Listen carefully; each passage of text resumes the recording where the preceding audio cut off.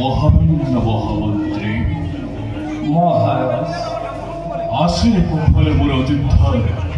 প্রিয় প্রজাগণ মারি মর অকাল দুর্ভিক্ষ অথবা বহিভক্তের আক্রমণ জর্জরিত হয়নি কি শান্তিপ্রিয় প্রজাগণের জীবন জনক বন্দিবর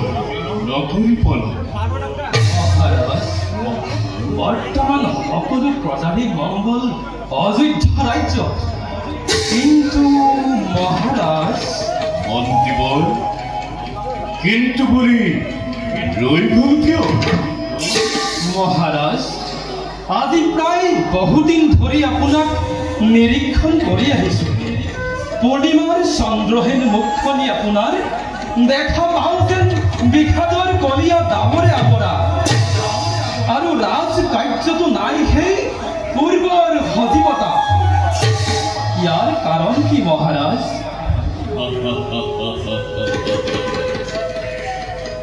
বুদ্ধিমত্তার সংখ্যা প্রতিমূর্তি মহারাজ হওয়ারাইনে বোধগম্য আপনার আমার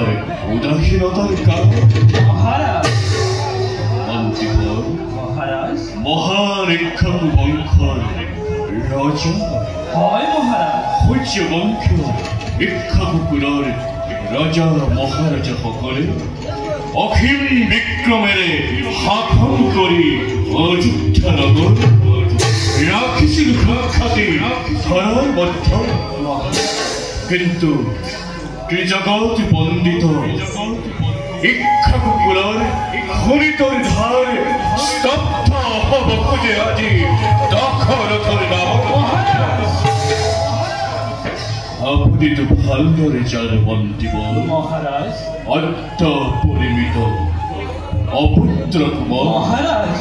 যৌবনেও রাহে রাহে বলে মাংসে মেলানে বাধক্যই দিবহি দেখা নহয় নহয় মহারাজ সন্তানে নহলে মহান বংশ রক্ষা হব কেনে তৈ কোনে দিব জনপিণ্ড দান কোনে কৰিব পাৰো এই অযোধ্যা শাসন